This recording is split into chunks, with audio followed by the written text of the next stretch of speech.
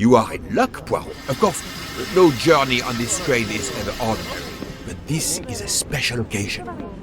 To celebrate the 140 years of the Orient Express, the engine will be none other than the splendid Pacific 231G558. There she is, Poirot. The most celebrated train in history. Lead the way, Book. It was built in France in 1922 by the Compagnie Batignolles-Châtillon. At the time of its purchase by the SNCF in 1938, it could reach speeds up to 130 kilometers per hour. Wait until you see. It is like traveling back in time. Today, the train is limited to 100 kilometers per hour. I assure you, that will be more than fast enough to get you to Paris in time for your connection to London. In the meantime, you will bask in the magic that is the Orient Express.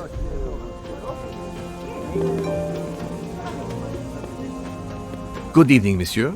Your compartment is number 202. However, I am afraid that all the others are already full. Full? But how can that be? It is incredible, monsieur. All the world likes to travel tonight. All the same, you must find room for this gentleman here. I can exercise my powers of observation while they try to find me a bed. He is a friend of mine. He can have number 201. It is taken, monsieur. What? Is everything aboard the train, Hector? In your compartment, Mr. Ratchet. I'm having them disinfect the room again as you instructed. I also got a call from the Indians. The sale is going through as you expected. There was never any doubt. No other phone calls, Hector? From Geneva or Venice? No, sir. Who were you expecting? Never you mind. Check our tickets. We're not going in until everything is confirmed. The young man seems quite agreeable, but the other, the older man, is something quite different.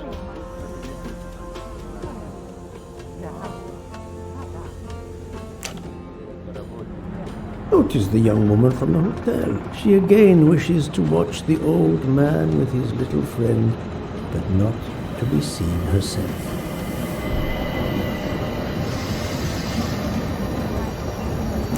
Darling, we have to get aboard.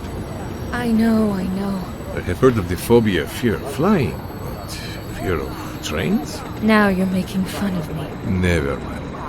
We'll board shortly, once our compartment is ready.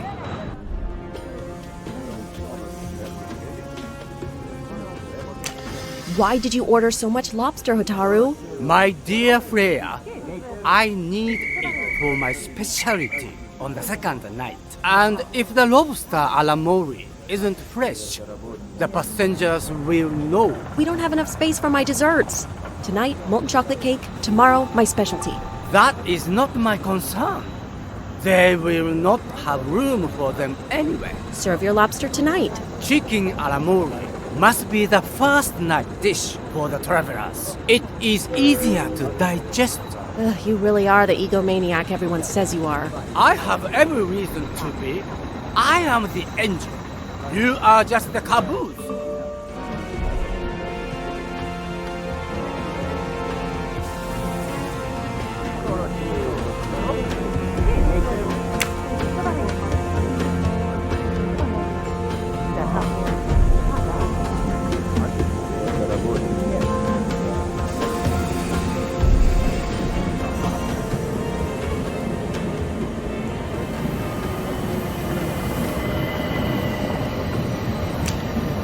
Mary. Not now. Not now. When it's all over, when it's behind us, then.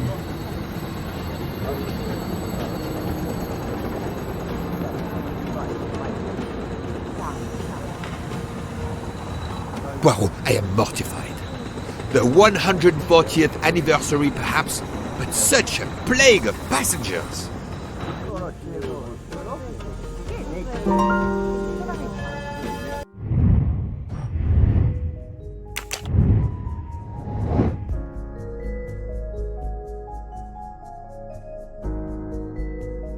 Well done.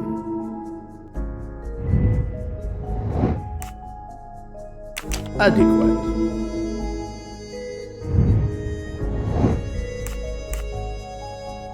Great.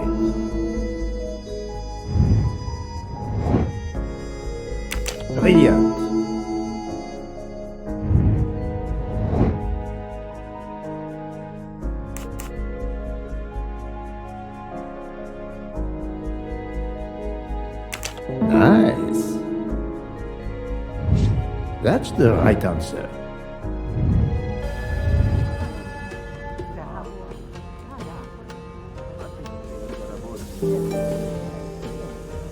Poirot, we have a solution.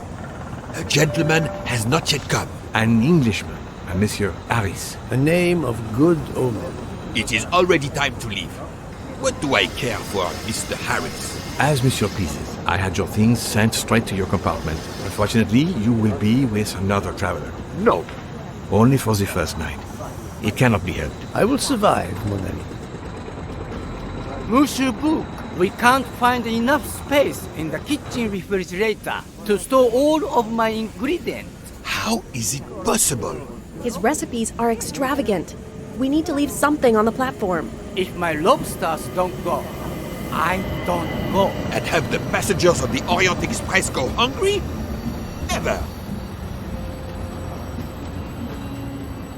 Must I intervene? The problem is unworthy of Poirot. But I do not intend to starve on the most luxurious train in the world. Привет! Привет! Princess Dragomirov's pet minor bird. An unusual traveling companion.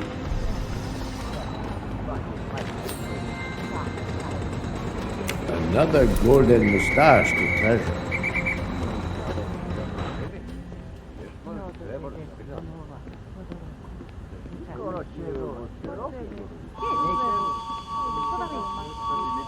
Thank you for coming to help us. It is impossible to fit everything into the Gary's refrigerator. Obviously, my entrees are more important than dessert. If Mr. Mori delays his lobsters for a day or two, we can restock at another station. Delay? You ask me to delay? Brea? Calm yourself, my friend. I'm sure we can find a solution. Is that a diagram of the refrigerator? May I see it? Yes, he refuses to look at it.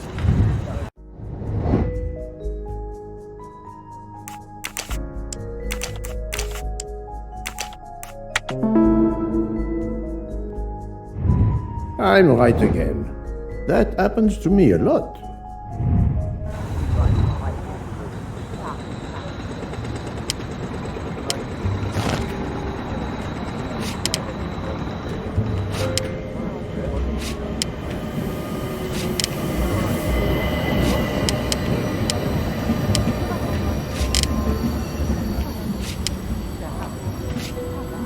Et voilà.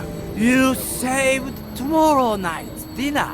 Mr. Poirot, I will reserve the finest lobster just for you. I look forward to it, monsieur. And to the dessert, mademoiselle. Hopefully. That will be the last mystery you face on our journey, my dear Poirot. Your compartment for tonight, Oni, is at the back of the second-class carriage, number 102. Tomorrow, you move to a private compartment.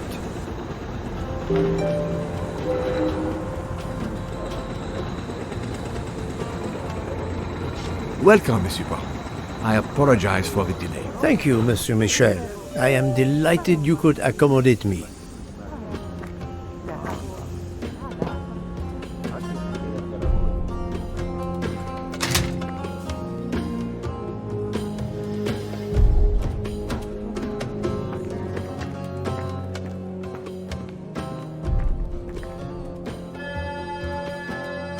Wrong compartment. I need to find number 102. These first-class rooms are very spacious and luxurious.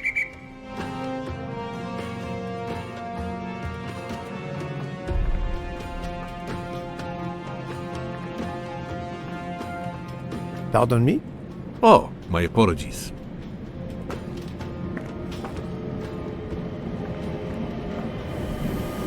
Wrong compartment. I need to find number 102.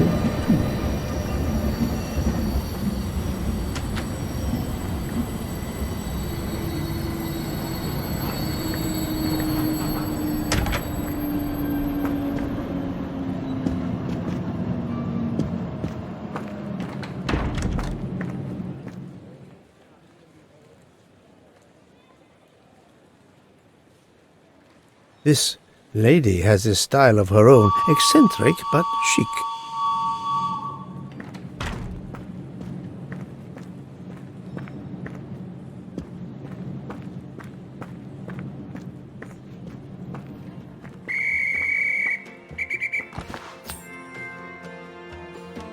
can never have too many of these. Wrong compartment. I need to find number 102.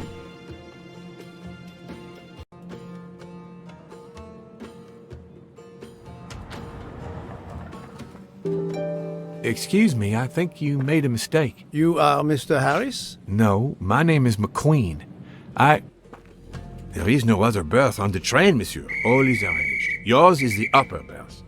We start in 1 minute. The train's remarkably full. En voiture! Listen, sir, if you'd rather have the lower berth, easier and all that, well, that's all right by me. No, you are too amiable. It is for one night only, at Belgrade. Oh, I see. You're getting out of Belgrade. Not exactly.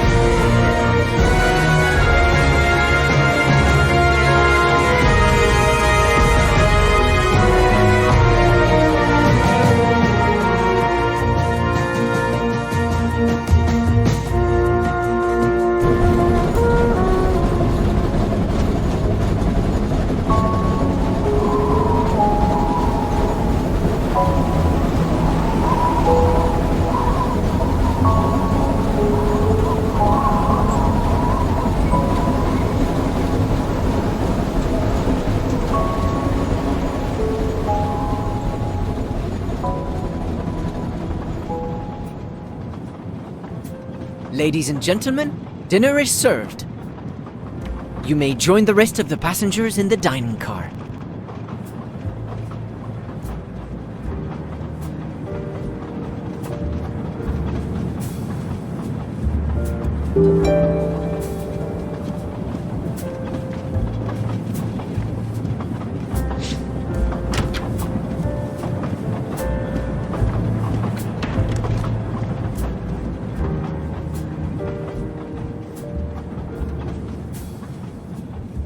Excuse me, monsieur. Pierre asked me to inform you that a passenger left us, so his room is yours. Monsieur Bouc instructed that your things be transferred to room 202 during dinner. You will be more comfortable in first class. It is true what you say. Thank you, Mr. Fauché, monsieur. What is your position on the Orient Express? I manage the bar car, and I also do the restaurant car service. Well, then do not let me keep you. Lobster tonight, isn't it? Yes, indeed. Where will my new compartment be? Room 202 is at the far end of the previous car. I see, thank you. I'll leave you to it then. See you soon, monsieur.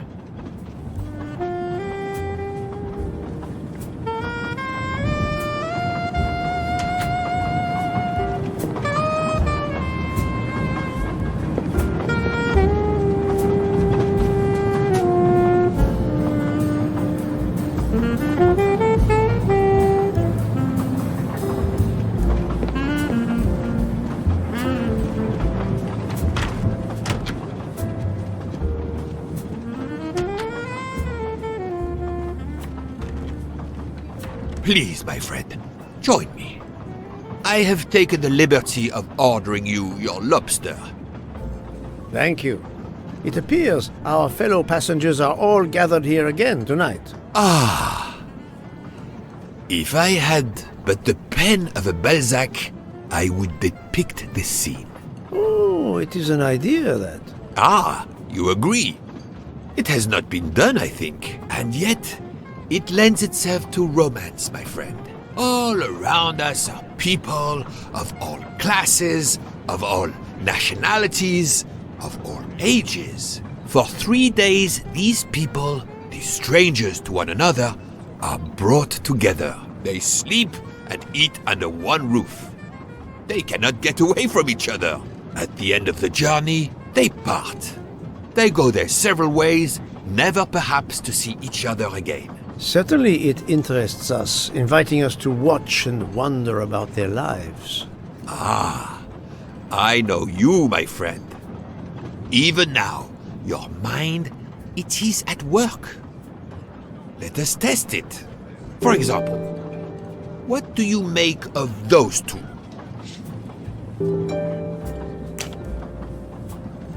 Mamma mia, you can feel the power of an engine. We climb into the mountains with ease. I know something about the power, and this baby has it in spades. There's something special about a train, I'll give you that. I sell toys, and model trains are one of our biggest items. And not just for children either. You sell model cars too? Sure, but give me a train any day. Oh, my friend. What do you have against the cars? Now I work at Fortuna in Italy as a spokesperson. We are producing the next generation of electric cars, the Fortuna Firenze. Like the city, it is beautiful. We got the competitors looking over their shoulders so much, they're going to hit something. Didn't mean to be insulting. It's just that there's something magical about a train.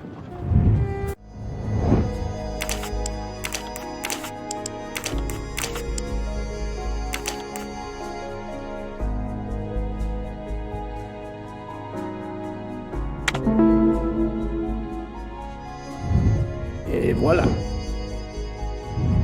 The loud gentleman is very confident, a master of his own fate. It is as much in the inflection as it is in the words. He believes in winning, also that he is the one who will win. You are a magician. Oh, it is not a parlor trick, my friend. It is simply observation.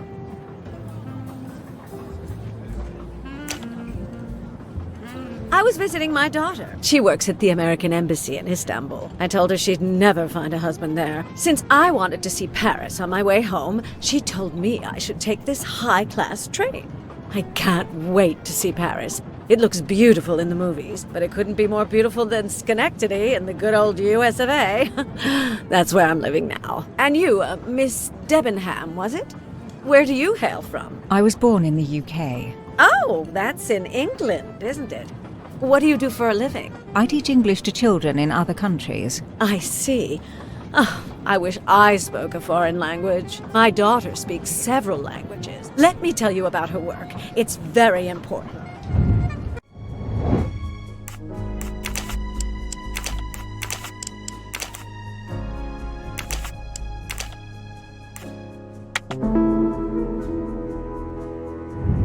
My little gray cells did not let me down. There is much you can learn about someone just by observing them and listening. For example, that lady is reserved. She reveals little. She is self-contained. Some secret prompts her to allow her dinner companion to carry the conversation. I confess, in this case, what I witnessed in Istanbul suggests more. But I will respect her privacy. You will always amaze me.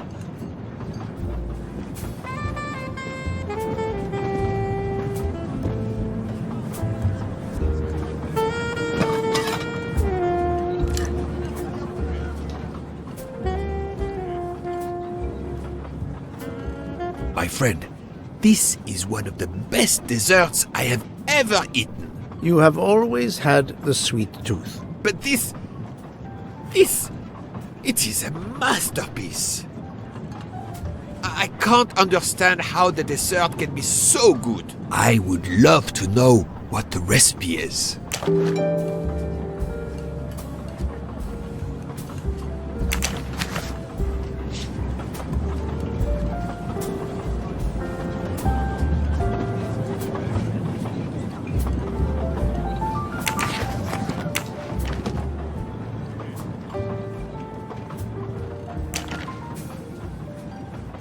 I couldn't tell what flavor the ice cream is. It looks like lemon. Look at the zest. Yes, I wasn't sure what that was.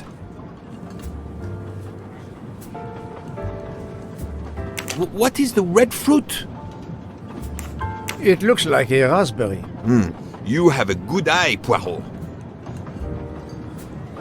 The biscuit is the foundation of the dessert. All else is built upon it. What do you think? It looks like crushed biscuits, my friend. Finely observed, indeed. Poirot, I am embarrassed to ask you a great favor. My friend, I am on this train due to the great favor you have done me. How may I assist you? This dessert is sublime. If only I had the recipe. Unfortunately, the pastry chef, Miss Nielsen, she will guard her secrets. But you, my friend, I am sure you could make her confess. You wish me to persuade the pastry chef to give up her recipe? You who are the expert at interrogation. Book, it is a dessert.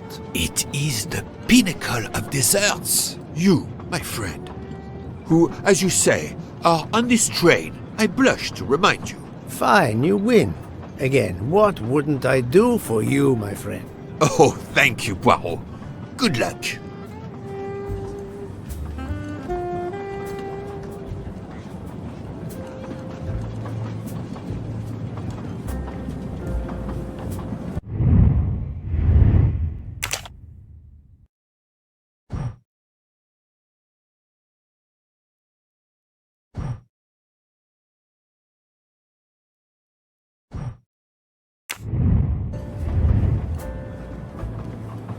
Good evening, mademoiselle. Good evening, sir.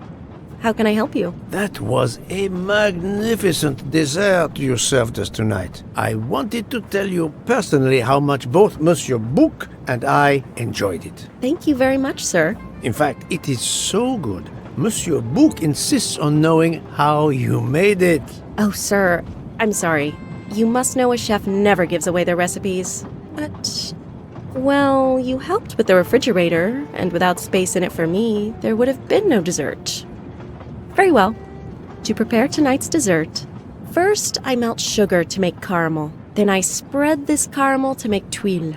Between two tuiles, I add a small scoop of lemon ice cream, and I put the whole thing on a strawberry crown. Poirot, you are suspicious even now. The pastry chef gave up her prized recipe a little too easily. I sense she wasn't entirely honest with me.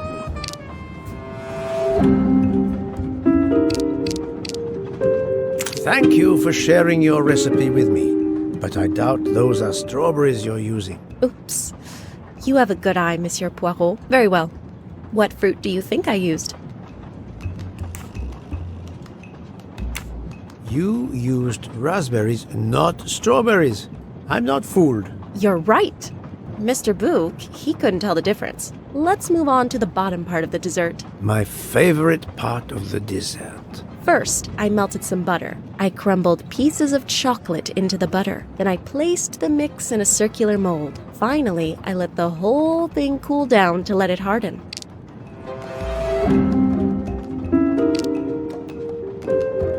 It's certainly not chocolate that you've crumbled. I see you do have an excellent palate.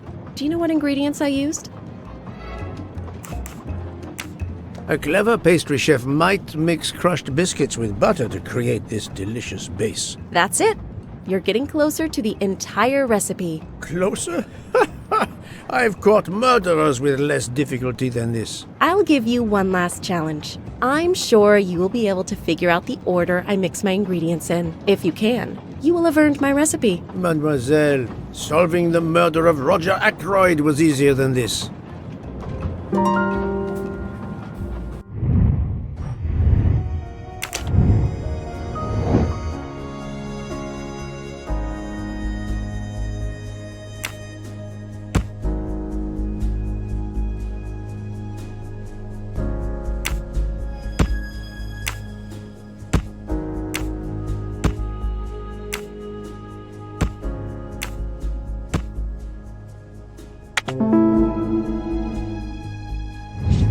That was easy.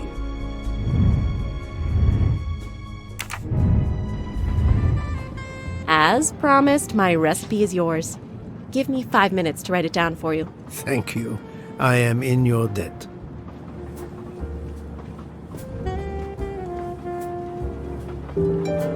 I can take advantage of this moment to resume my little observations of the passengers.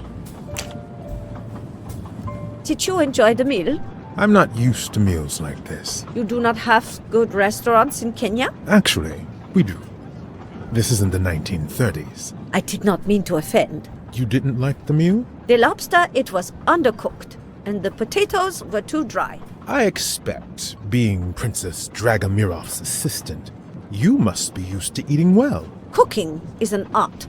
You do not need to wear the chef's hat to be an artist. What is your favorite dish? Currywurst. It is a specialty of mine.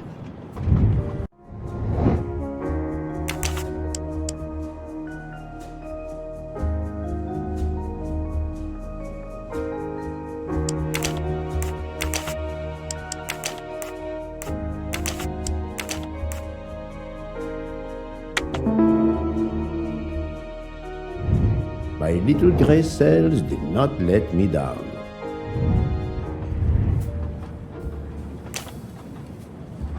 I made a lot of progress on the expenses last night, sir. I should be done by tomorrow morning. You're supposed to be a fast worker, Hector. Sorry, sir. Working here is not as comfortable as in our office in Boston. You're lucky to ride in a train like this.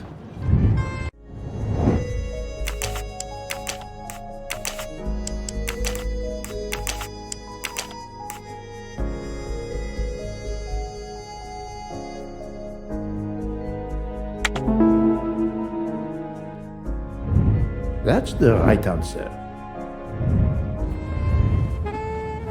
Here you are, sir.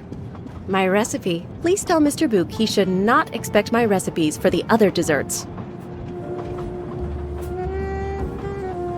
Thank you very much, mademoiselle. I know he will sincerely appreciate the gesture, and I will make certain he gets the message.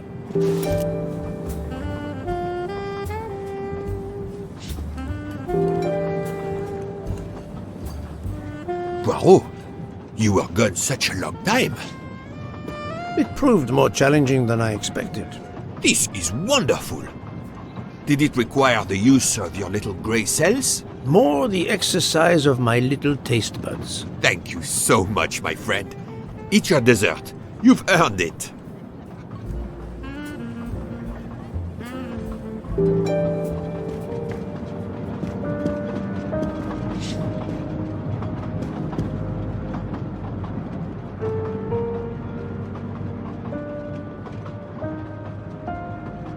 Good evening. My name is Ratchet. I think that I have the pleasure of speaking to Mr. Hercule Poirot, is that so? You have been correctly informed, monsieur. Your exploits are well known on my side of the Atlantic. In my country, we come to the point quickly. Mr. Poirot, I want you to take on a job for me. Are you interested in earning a lot of money? My clientele, monsieur, is limited nowadays. I undertake very few cases. Why, naturally. I understand that. But this, Mr. Poirot, means big money. Big money.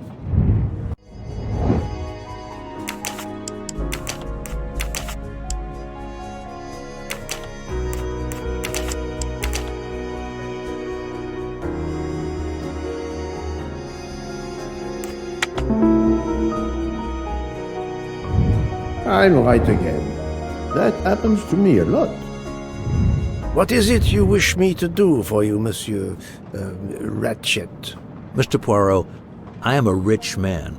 A very rich man. Men in that position have enemies. I have an enemy. Monsieur, in my experience, when a man is in a position to have, as you say, enemies, then it does not usually resolve itself into one enemy only. Yes, I appreciate that point.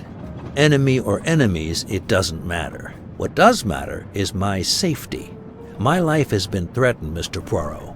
Now, I'm a man who can take pretty good care of himself. But as I look at it, a little insurance wouldn't hurt. And remember, big money. I regret, monsieur, that I cannot oblige you. What's wrong with my proposition? If you will forgive me for being personal, I do not like your face, Mr. Ratchet. Now, if you wouldn't mind, I'd like to finish my coffee peacefully.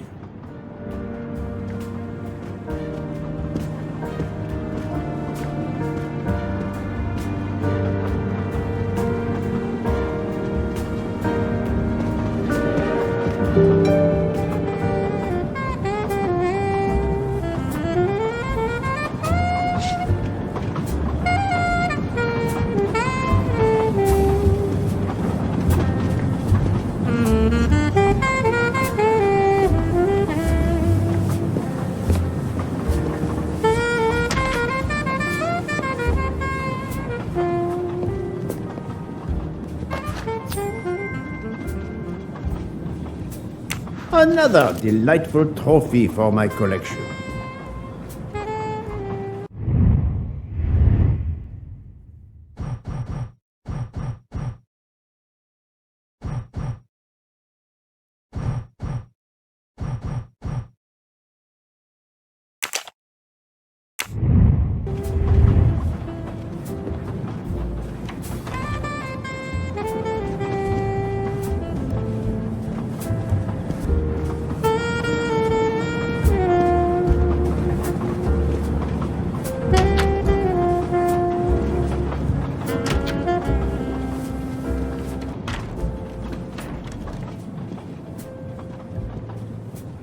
A nightcap, Monsieur Poirot?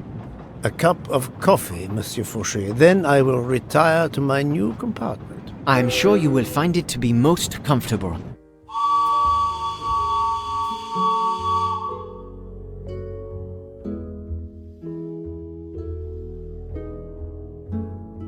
We have stopped? Yes, sir. Belgrade Station.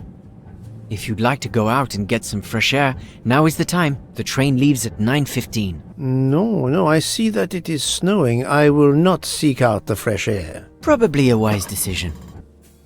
May I suggest a chocolate to accompany your coffee? It is produced by my father, the best chocolatier in Switzerland. I would never refuse a chocolate with such high recommendation. I know you will enjoy it, and please let me know if there is anything else you require.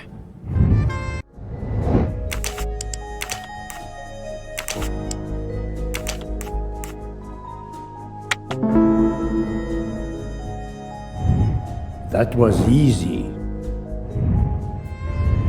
Everything was perfect. Thank you very much. My pleasure. Is there anything you require, monsieur? No, merci.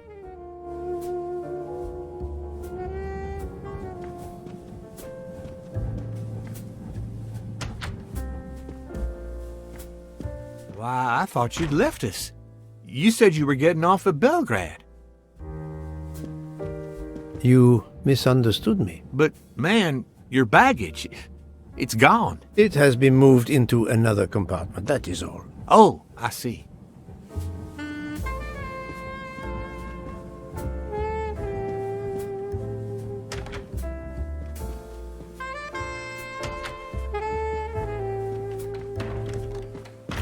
I wish you a good night, Monsieur Poirot. Good night.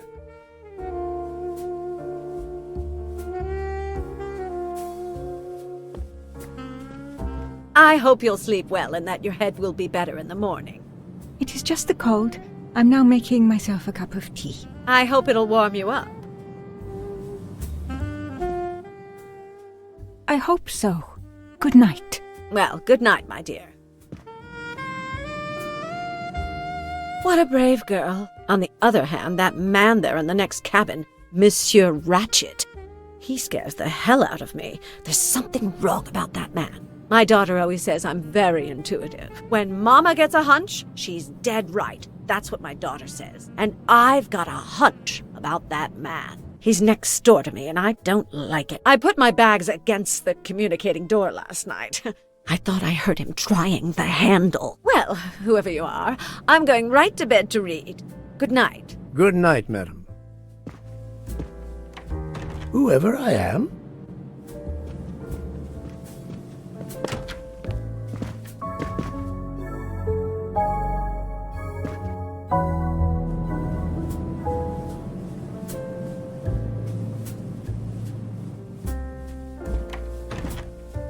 Monsieur Ratchet seems very upset.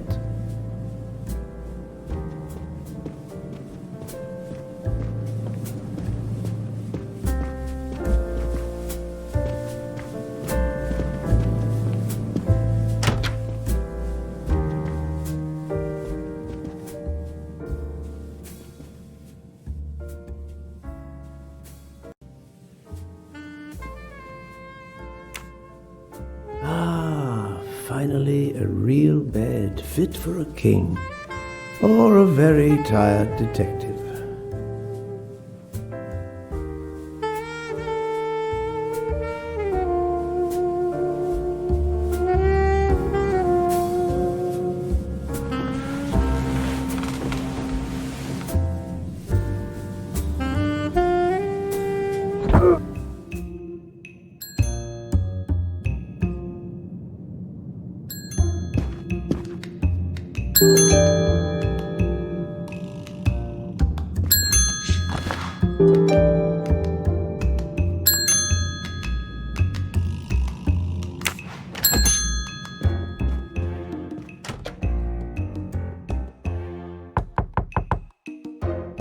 Monsieur Ratchet?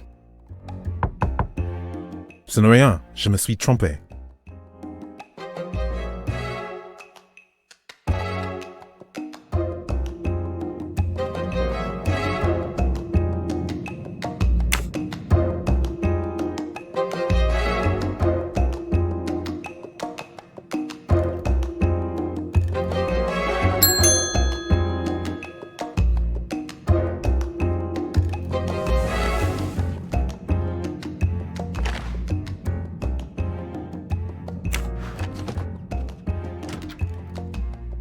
Good night, madame.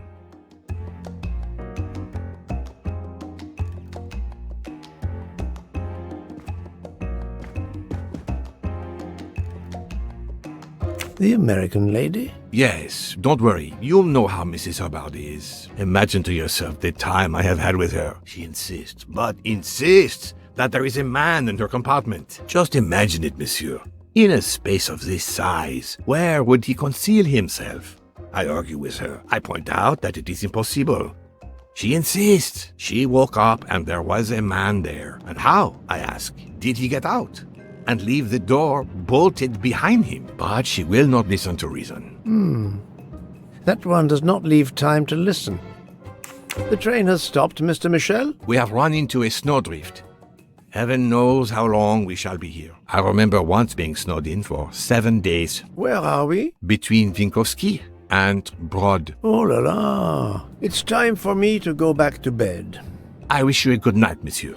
Or what is left of it.